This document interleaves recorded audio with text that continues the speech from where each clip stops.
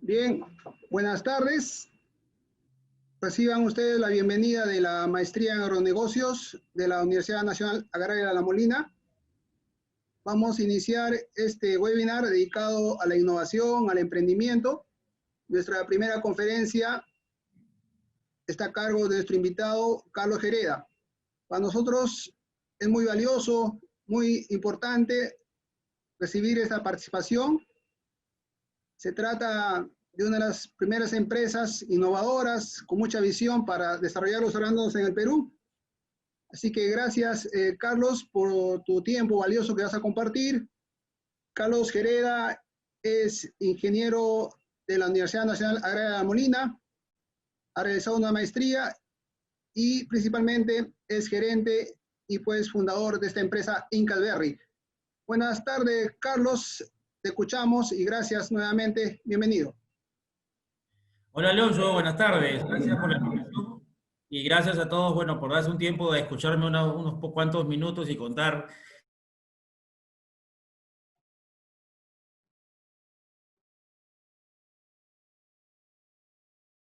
y conversar acerca de los inicios de la compañía y cómo es que se desarrolla la industria de los arándanos en el Perú desde nuestro punto de vista y con nuestra, de alguna forma, participación, ¿sí?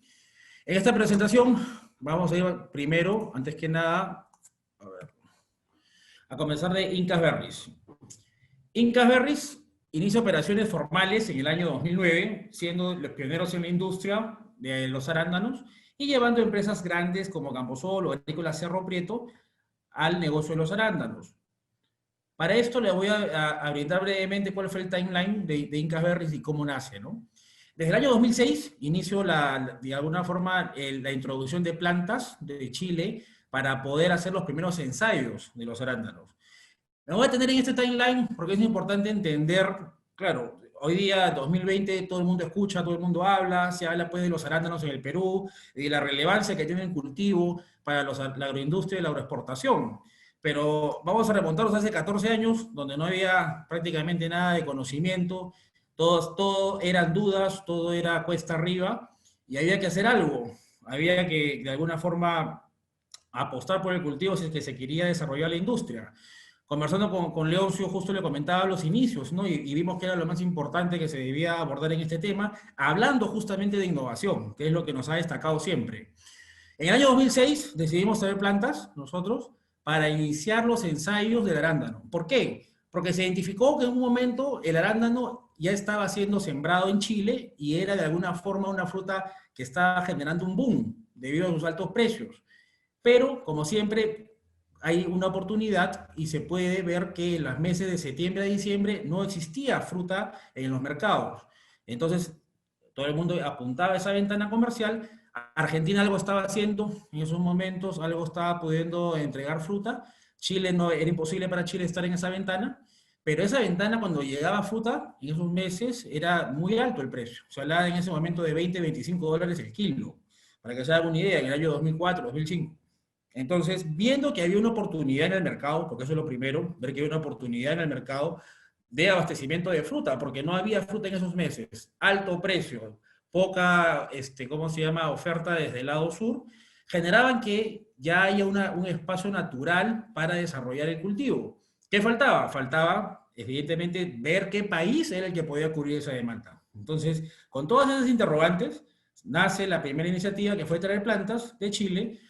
¿Por qué de Chile? Porque al principio nos decían de Estados Unidos, una de las empresas más importantes de producción de plantas de Estados Unidos. Cuando yo hoy mismo hice la llamada, les hablo del año 2005, pidiendo plantas para poder hacer los ensayos, nos dijeron de que Perú no tenía las suficientes horas frío para poder tener un cultivo exitoso. Entonces, bajo esa premisa, dijimos, oye, pucha, nunca vamos a poder hacer nada. Pero bueno, perseveramos y buscamos de dónde nos podían atender. Y nos pudieron atender de Chile. Para que se hagan una idea, en ese instante, las plantas de arándano costaban aproximadamente 4 dólares poderlas nacionalizar. Y las entregaban a los 2 años de haber sido hecho el pedido de plantas, ¿no? 4 dólares, 2 años de entrega. Ese era el escenario en esos momentos, con lo cual ninguna compañía tenía mucho interés en hacer las pruebas. se venía, como les digo, toda una vorágine de ¿cómo se llama?, de decisiones para poder hacer la compañía. Entonces, nos regresamos al año 2006 y vemos de que se empiezan a traer plantas de Chile por parte nuestra con dos objetivos. El primero, validar cómo iba la producción acá, cómo le venían las plantas, si es que íbamos a tener o no resultados. Y número dos, también pensando que la problemática de las plantas tenía que ser resuelta. Para eso teníamos que tener nosotros producción local de plantas. O sea, no depender de Estados Unidos, no depender de Chile, sino producirlas acá. ¿Y cómo era el mecanismo de producción de plantas? El cultivo de meristemos o clonación de plantas. Entonces, cuando traemos las plantas en el 2006, decidimos, ¿sabes qué? Vamos a hacer la validación de las variedades que trajimos, que fueron 14 variedades diferentes, todas libres sin royalties. Y lo segundo era entender cómo se hacía el protocolo de propagación masiva de plantas. Si logramos las dos cosas, podía nacer la industria. Ese era nuestro objetivo. Y en el año 2008, diciembre del 2008, ocurren tres cosas importantes. Número uno, acabé mi maestría, pues justo el 31 de diciembre acabé mi maestría de mi MBA, que lo llevé en la EPURA, con lo cual tenía ya prácticamente más libertad para poder atreverme a hacer cosas diferentes. Número dos, es que evidenciamos que había dentro de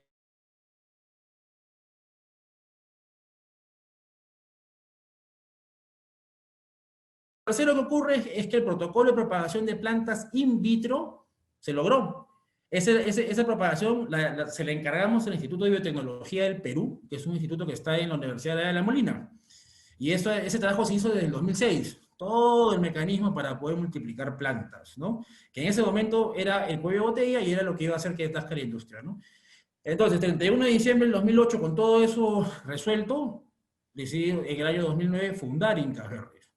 Entonces, Inca Berries nace en enero del 2009 con la firme intención de desarrollar la industria del arándano en el Perú, ¿no? Entonces, de saque, la compañía Inca Berries quería ser productora de fruta. Nosotros queríamos exportar fruta y poder tener esos famosos precios que se hablaban en un instante de $20 el kilo, $18 el kilo. Que ahora, dicho de paso, son 8 o 9 dólares, menos de la mitad. Pero en ese momento se hablaba de eso. Entonces, Inca Berries nace con ese objetivo, pero no teníamos la caja ni la espalda suficiente para poder invertir en el cultivo y comprar un fondo. La compañía fue fundada con 1.000 soles, para que se hagan una idea. O sea, la compañía no tenía capacidad financiera, no teníamos ningún financiero o ninguna empresa que nos financie, ningún banco nos solvente. Tuvimos que hacer todo cuesta arriba. Entonces, cuando decidimos hacer la compañía, lo primero que se nos ocurrió fue lo natural, vender plantas. Dijimos, ¿sabes qué? La única forma de poder desarrollar industria es que la gente compre plantas, haga sus ensayos, y cuando haga los ensayos, crezca y genere la industria. Nosotros decidimos ser viveristas coyunturalmente. Invitamos a compañías grandes, como dice el título de acá, Camposol y Agrícola Cerro Prieto, entre otras, que son las principales hoy, una de las principales hoy. Y bueno, Camposol hizo los testing, le fue bien, y en el 2011 decide hacer un proyecto de más de 2.000 hectáreas, ¿no?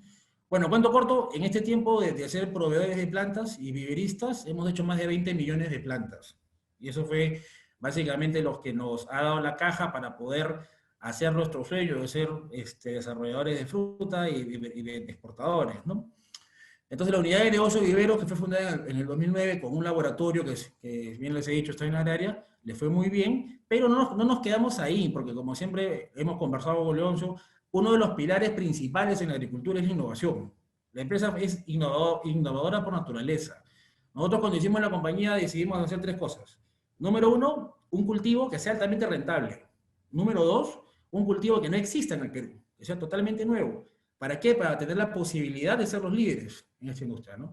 Y tercero, un cultivo que sea muy difícil, que tenga altas barreras de entrada, que tenga barreras de entrada técnicas, barreras de entradas económicas, financieras, las que quieran. Pero que tenga esas tres aristas. Con esas tres pilares claros, dijimos, vamos a hacer este emprendimiento. Bueno, este emprendimiento, como bien decimos, es un emprendimiento netamente innovador. Dicho esto, dijimos, oye, lo que hemos hecho hoy día, como Inca Berries, funciona, porque trajimos una variedad que se llama la Biloxi, que esta variedad le ha ido bien en todo el Perú.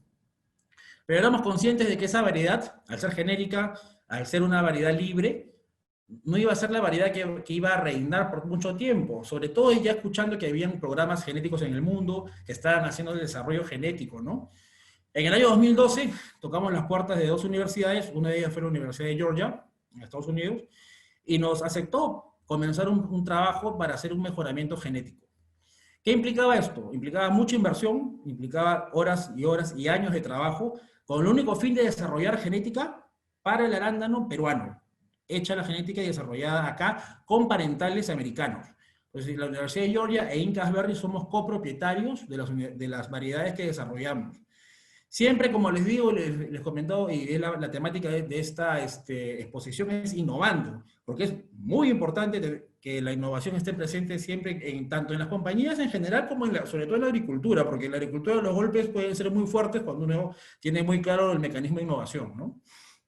En el año 2014 es donde ya podemos realizar nuestro sueño de ser productores y de empezar nuestra unidad de negocio fresco. Eso implica que compramos 250 hectáreas en Huacho para iniciar la plantación y buscar ser referentes a nivel mundial como productores de plantas, desarrolladores de genética y también como exportadores de fruta de calidad a los principales mercados del mundo. En el año 2017 lanzamos nuestra primera variedad. Si se dan cuenta, en el timeline, 2012 se firma el acuerdo, 2017 se lanza la primera variedad, llamada Salvador, con genética de Georgia. Esto es 5 años de trabajo, es 5 años de inversión, 5 años de investigación, para poder ser lo suficientemente responsables y decirle al mundo, ¿sabes qué? Aquí hay una variedad nueva, hecha o desarrollada, mejorada y establecida en Perú, que puede ser una solución para el mundo con fruta de calidad.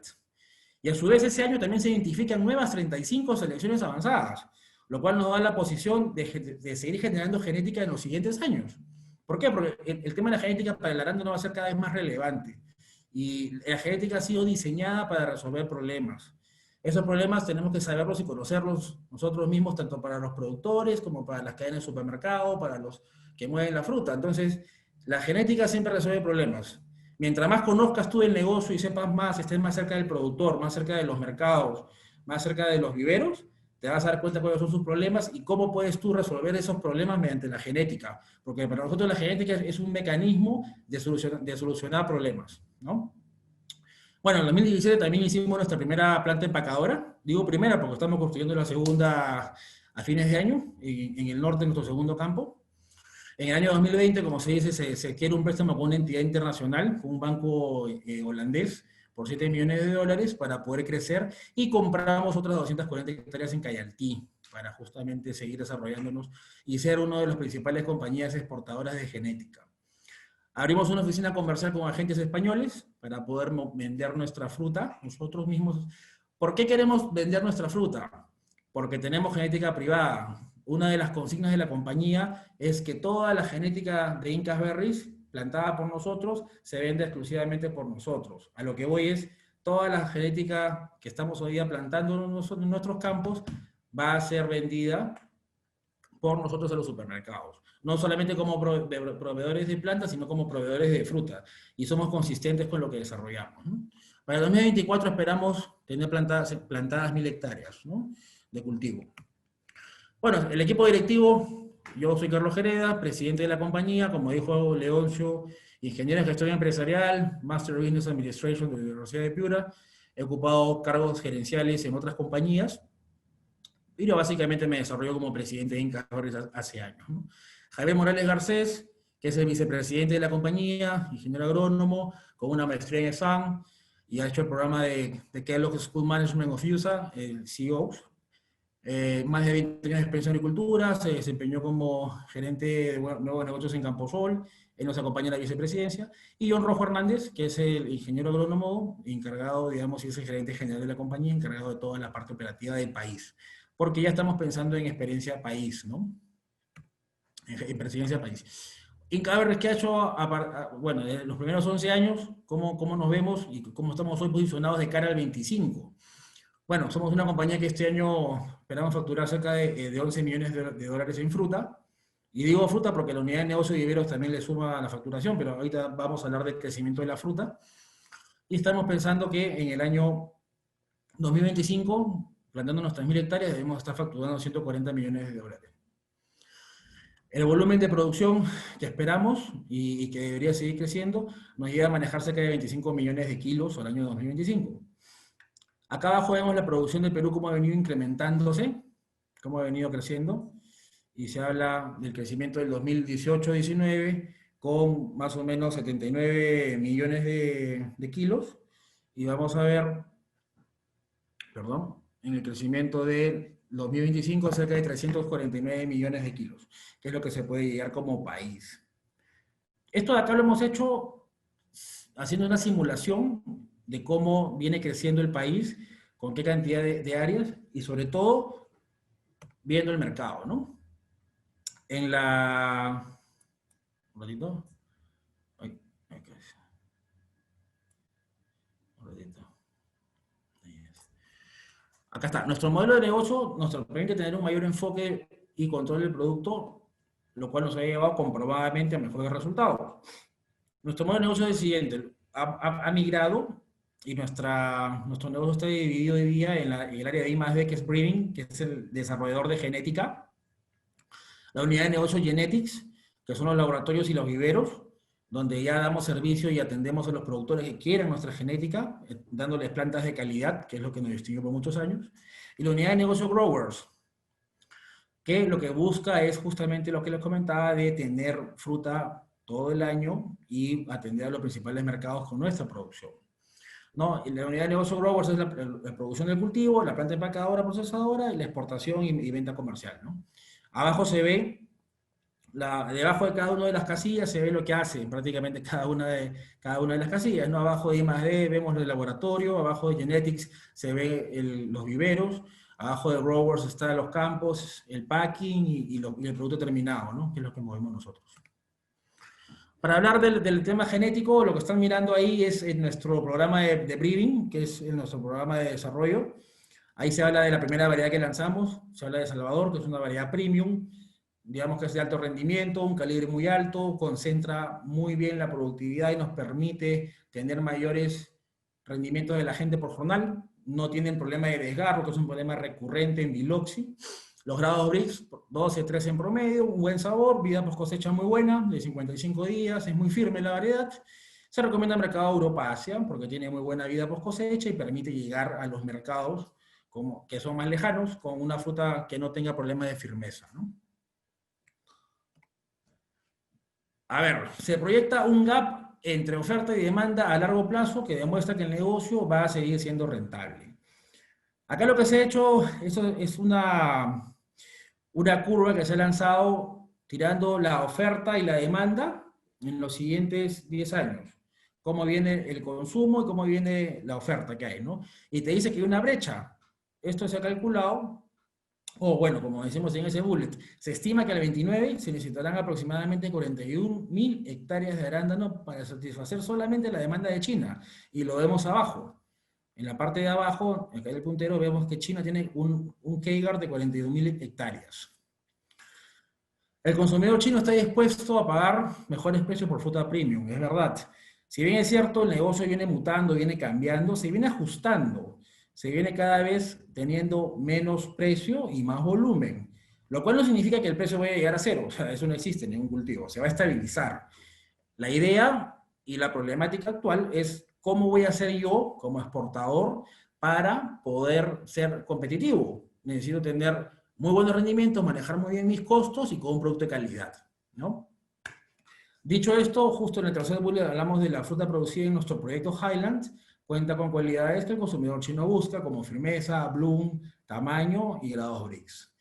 Un poquito es más de detalle de la compañía, ¿no? Pero básicamente esto era lo que les quería presentar hoy día.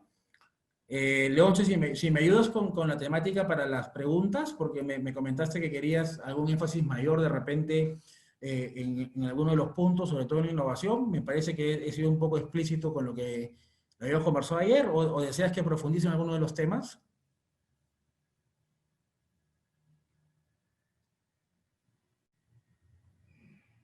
No se te escucha, Leoncio. Estás en mute. Sí, gracias, Carlos. Está interesante tu presentación para esta primera etapa, vamos a llamarle de esta exposición. Yo creo que vamos a invitar a algunos de los participantes que hagan preguntas. Sin embargo, por ejemplo, ahí siempre en particular me llama la atención del arándano, que no ha sido el cultivo que ha venido constantemente cultivando, ¿no? El arándano ha despegado, por decir, en los últimos 5 años. Entonces, Claro.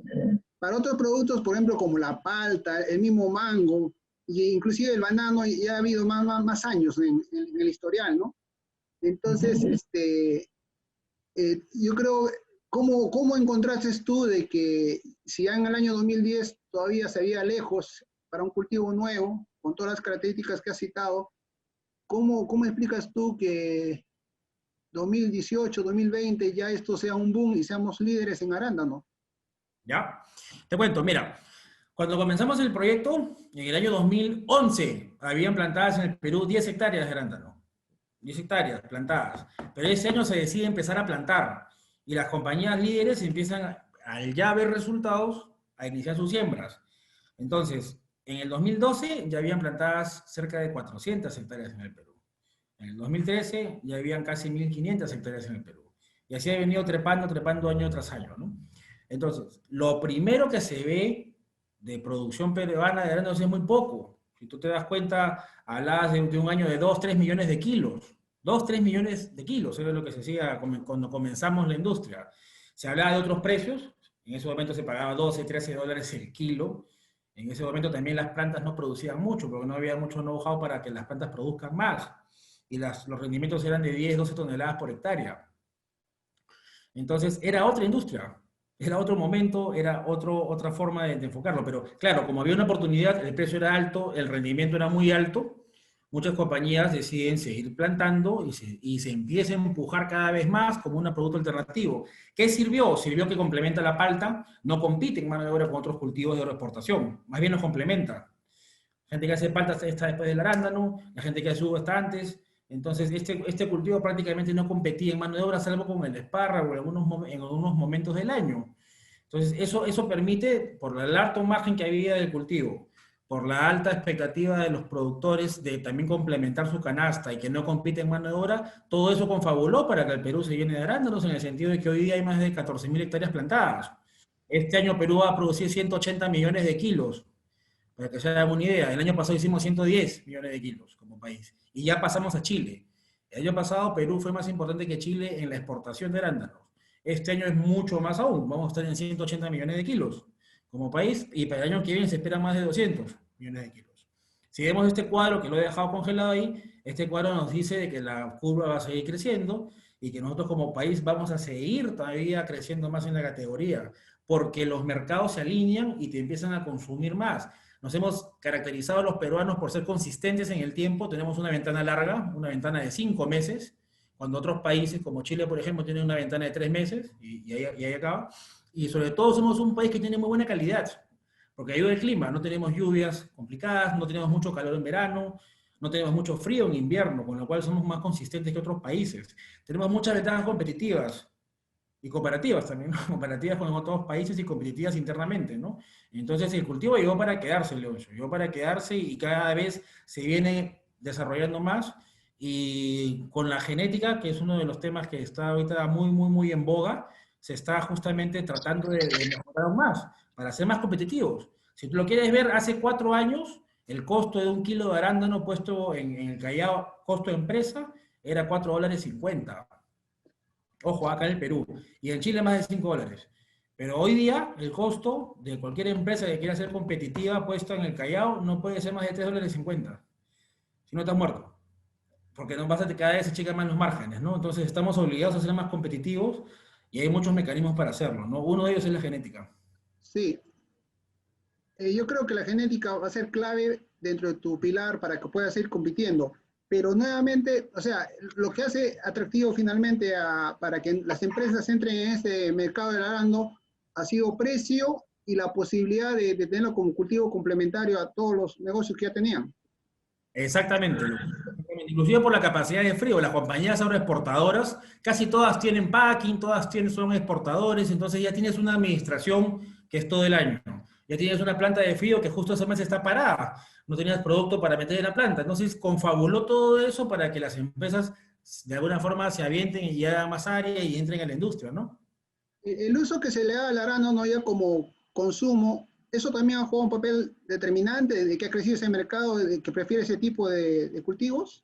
Sí, mira, la categoría hoy día está bien elevada. Hoy día los arándanos son considerados smart fruits, frutas inteligentes. Una superfruta también las llaman. Estamos en la categoría de las superfrutas. Superfoods.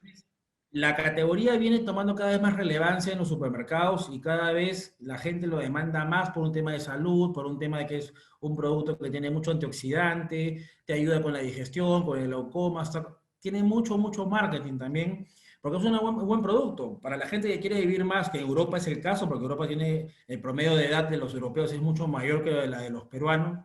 La gente que quiere tener una mejor vida hacia el final de sus años busca que comer arándanos. En Inglaterra, la gente que tiene más de 75 años le recomiendan comer 100 gramos diarios de algún fruto del bosque que tenga alta antocianina. Uno de ellos es el arándano, otro de ellos es la zarzamora, pero ya hay gente que está en esa onda, ¿no? Entonces los mercados están cada vez más demandantes de productos que sean sanos, saludables. El arándano no tiene manipulación. Tal cual se cosecha de la planta, tal cual se empaca y tal cual viaja y llega a los mercados y se lo comen las personas. Con lo cual es importante las certificaciones que tengamos, la inocuidad. Hay muchas cosas que potencian la categoría y la están haciendo cada vez más relevante en los supermercados. Pero aún así, tú ves el consumo mundial de arándano y es nada. En China son 4 gramos por habitante, 4 gramos. 4 gramos son 2 bayas, 2 pepitas de arándano, eso es lo que comen los chinos como el consumo per cápita. Sin embargo, en otros países de Norteamérica estamos arriba de los 100 gramos. Entonces te das cuenta que puedes crecer 25 veces más en China de repente, solamente con hacer que el consumo aumente y la categoría de alguna forma explote, ¿no? Sí, ya están llegando algunas preguntas, pero una pregunta final de mi parte. ¿Cuál ha sido la intervención de las instituciones del Estado, el rol del Estado en este negocio? Porque en general hay un papel del Estado, ¿no? Quizás Sí. proyectos de irrigación, por ejemplo, que tanto se dice, ¿no? Proyectos de irrigación a largo plazo, pero el caso particular de modelos como del cultivo arándano, un poco, Ujú. ¿cuál ha sido el rol?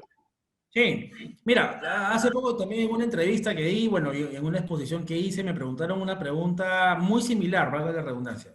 Pero para mí ha sido clave y para bien el desarrollo del SENASA. La institución SENASA ha ayudado, ha permitido, mediante todo su trabajo para poder hacer los protocolos de exportación de fruta y apertura de mercados, porque por un lado el gobierno fuerza o las relaciones exteriores fuerza que hayan tratados de libre comercio, eso es válido, los países lo firman hoy día, pero para normarlo y para poder hacer la parte técnica y que nos permitan entrar a los mercados, el SENASA se ha jugado la vida y ha hecho un papel muy importante. Sin SENASA no hubiésemos tenido abierto lo que tenemos hoy día que China. China está abierto hace 3 años. Hace 2 años, pero lo abrió Senasa, ya entramos sin ningún problema. Y además tenemos algunos beneficios tributarios, cero aranceles. Entonces, sí ha habido una presencia del Estado que ha ayudado a que esto de acá funcione mejor. Todo el mundo es bueno para criticar el Estado, y yo me sumo a eso, lo he criticado mucho. Pero en este caso particular sí lo reconozco y ha ayudado bastante. El Estado a ese nivel. ¿Quién ayudó más para esto? La Universidad Agraria. Nuestra alma, bueno, mi alma mater, donde yo estuve. Sin la Universidad Agraria no hubiésemos podido hacer toda esta investigación para propagar las plantas. La Universidad Agraria nos dio a nosotros Incas Berries, nos ha arrendado un espacio para poder desarrollar el vivero. Las primeras plantaciones de arándanos del Perú salieron de la Universidad Agraria. Ahí hicimos nosotros las plantas. Los primeros 15 millones de plantas se hicieron ahí, en la Universidad Agraria, para los exportadores. Entonces, de alguna u otra forma, el Estado sí tenía una presencia activa. Y yo lo reconozco, ¿no? Lo agradezco. Qué interesante. Y ya que tocamos la Universidad Agraria, hay que subrayar la contribución, el aporte valioso que ha hecho el Instituto de Biotecnología, liderado por la doctora Lourdes Tapia, ¿no? Como tú dices, eso ha sido un apoyo clave en toda esta historia, ¿no? Y éxito. Sí, sí, por supuesto. Y ha sido un trabajo en conjunto que se ha hecho en realidad, porque también la universidad tenía una retribución buena de parte nuestra y sobre todo una catapulta. El acuerdo que firmé yo con la Universidad de Georgia, Leoncio, es un acuerdo bilateral, en la cual también se abren las puertas y se extienden para que las universidades conversen de diversos temas, no solo del tema arándano. Entonces eso hay que aprovecharlo. Eso está ahí ya firmado hace 6 años. No, muy bueno todas esas experiencias porque se multiplican en varios casos para la universidad, ¿no? Estamos en varios trabajos y esto la arándano, y tú sabes, el Instituto de Tecnología sería un tema aparte para ver todo lo que ha desarrollado. Voy a leerte las preguntas así a grandes rasgos. Por ejemplo, justo una última, en el marco del rol del Estado, el participante de la cita, Ángela, pregunta qué posibilidad hay para los agricultores, para los pequeños agricultores, para la agricultura familiar entrar en esta cadena. Mira, han habido programas como Sierra Exportadora, Sierra Emprendedora, que han buscado ese tipo de desarrollos. Pero la verdad, y soy totalmente honesto, este cultivo está dirigido básicamente a empresas medianas. ¿Por qué? Ahí va el tema, ¿no? El cultivo cada vez es más intensivo en capital para la instalación. Hoy día se habla de 50, 70 mil dólares la hectárea para poder, ¿cómo se llama?, ser competitivo. Lo que hablamos es un instante, la competitividad cada vez va a ser mayor, porque los precios vienen bajando y cada quien quiere siempre agrandar su margen, para lo cual hay que tener una capacidad mínima, o sea, de área, y poder diluir ciertos costos, como los costos administrativos. Este cultivo demanda certificaciones, o sea, hay que certificar Global Gap, hay que tener HACCP, hay que tener una SMETA, bueno, en fin, yo tengo 6 certificaciones en la compañía. Entonces, yo sí considero que este cultivo, al ser cada vez más competitivo y de capitales mayores y de empresas más grandes, sí requiere una estructura de gente. Para poder tener una estructura de gente se requiere Se corta, se corta. capital humano. Entonces, yo sí creo que es complicado hoy día pensar cómo se llama que una pequeña agricultura puede meterse, digamos, recién a este negocio. Eso podría ser algo bueno o real hace 8 años, cuando todavía teníamos precios de $12, porque un pequeño agricultor que tenía 5 hectáreas tenía la posibilidad en 6, 7 años de tener hoy día 50, y seguir creciendo, ¿no? Porque hubiese ganado dinero, hubiese hecho los márgenes y hubiese podido ir creciendo año a año. Hoy día tratar de entrar con una pequeña agricultura es bien complicado, la verdad, porque nos quita competitividad.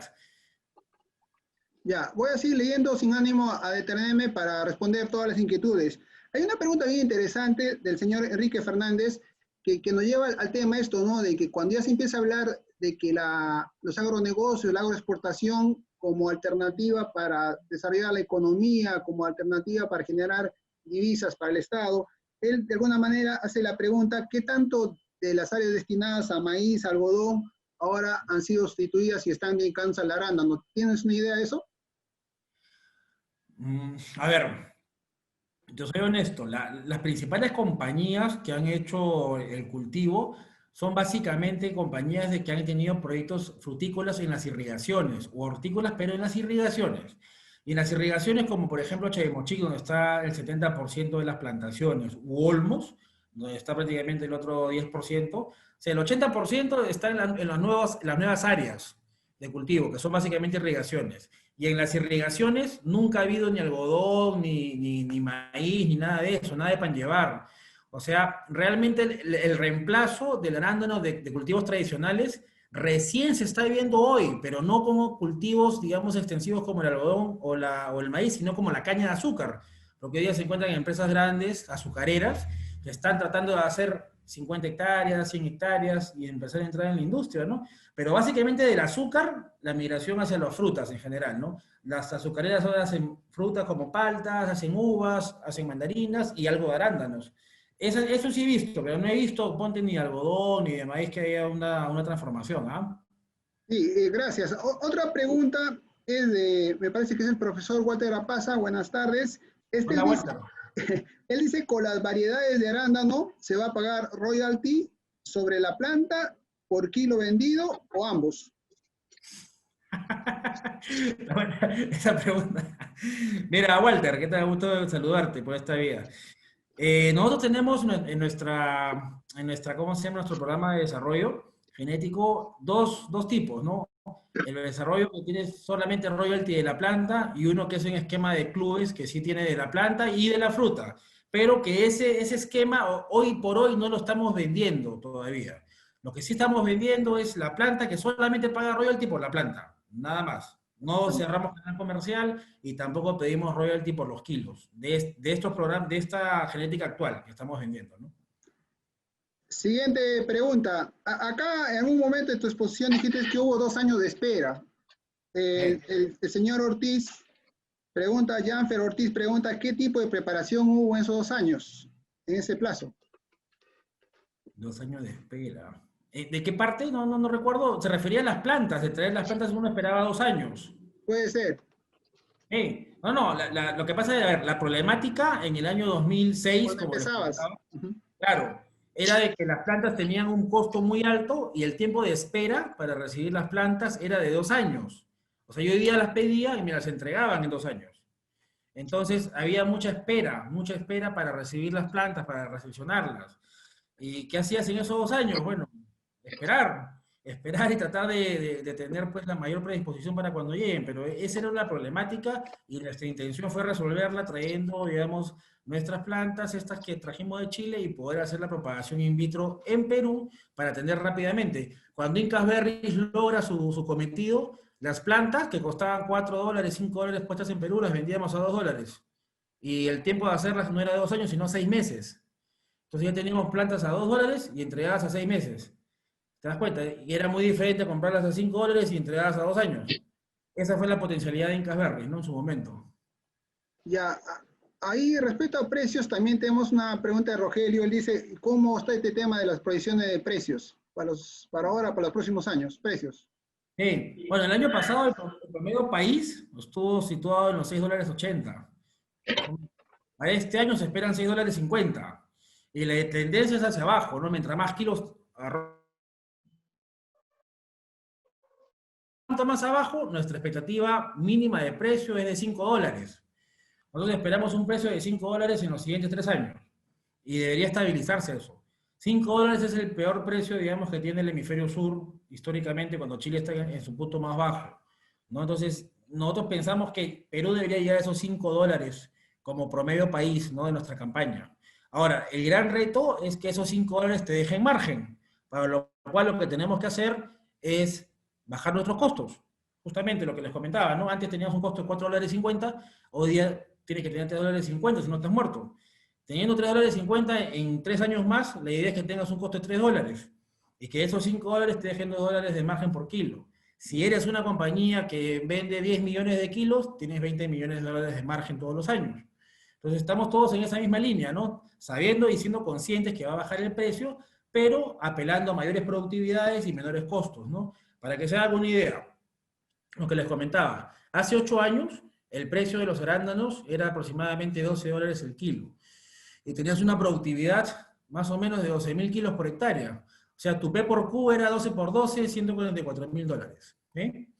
Hoy día, tu precio es $6 y tu productividad son 25 toneladas. O sea, tu P por Q sigue siendo $150.000, 26 por 5. Entonces, el P por Q, desde mi punto de vista, se viene ajustando, pero viene ahí. Acá la diferencia está hacia abajo. ¿Cómo van a ser tus márgenes? ¿No? Y cómo vas a tener tú la competitividad como compañía para poder reducir tus costos y aumentar tu margen. Porque el precio nadie lo va a dominar nunca. El precio lo da el mercado. Y el precio para todos.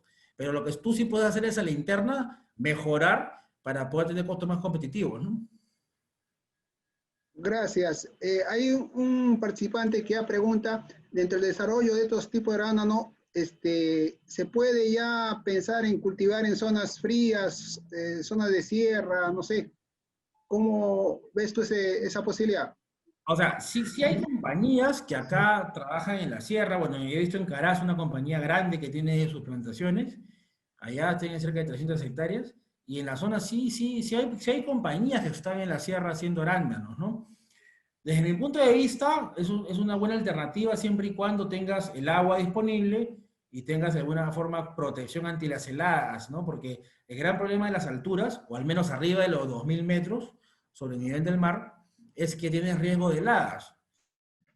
En primaveral te puede simplemente tumbar la fruta, toda la fruta que está puesta en las plantas y te quedas sin la primera parte de la campaña, ¿no? Entonces te puede quitar algo de ¿cómo se llama?, competitividad. Tendría que estar muy seguro de que en la zona escogida no tengamos heladas en época de primavera, porque sería catastrófico, ¿no? Gracias. Bueno, yo creo en particular esta alternativa, esta estrategia de desarrollar la genética, de tener los laboratorios propios, desarrollo de variedades, va a ser clave, ¿no? El profesor Gabriel Apestegui de Agronegocios te felicita por la gestión, y por ejemplo dice que ya podemos tener una ventaja comparativa con este producto. ¿Cómo en particular con tu experiencia vas a enfrentar la competencia para ser más competitivo a nivel internacional y mejorar tu posición a nivel internacional? Hola Gabrielito, ¿cómo estás? Qué gusto saber de ti.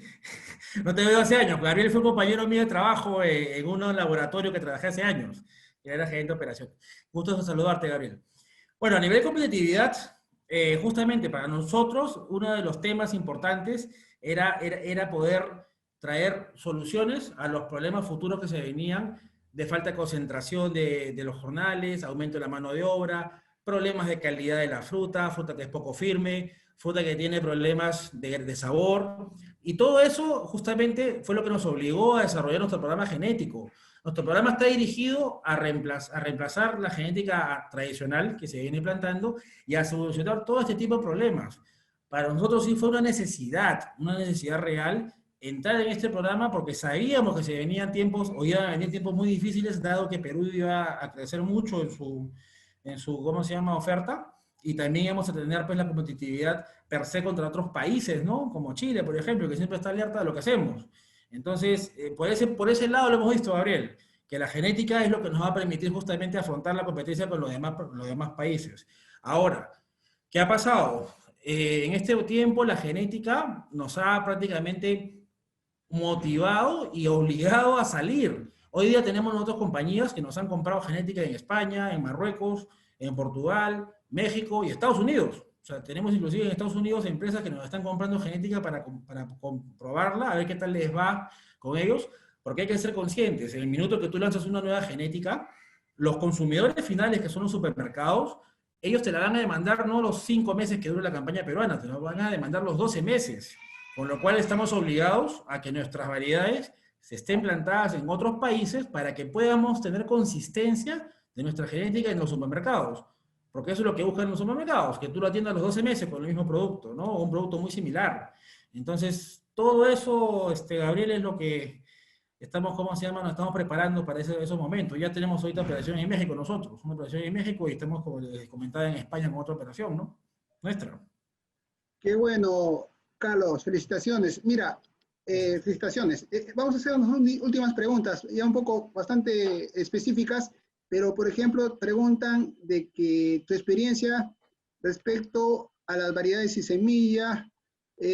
Una pregunta acá, de Franco Flores. ¿Cuál es la densidad aproximada que se utiliza en la mayoría de campos de arándano? Mira, cuando comenzamos los ensayos, se hablaban de 5.000 plantas por hectárea, ¿ya? En el suelo. Ya. Luego se empezó a hacer cada vez cultivos de mayor densidad.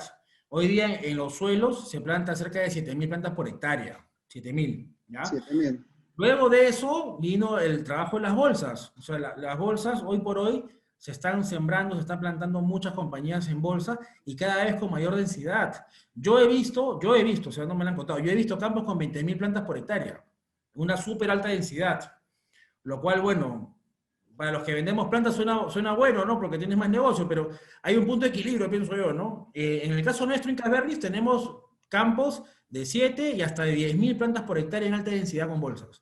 Pero no estamos todavía seguros de que se pueda seguir aumentando la densidad. Y eso también está ligado a la variedad que estás plantando. Hay variedades que son más erectas que otras, con lo cual puedes hacer más densidad. Pero hay variedades que son más decumbentes, o sea, más echadas, las plantas, y esas variedades no te permiten tener mucha densidad, porque el área foliar es tan grande que después no te permite pasar a recoger la fruta, cosecharla, ¿no?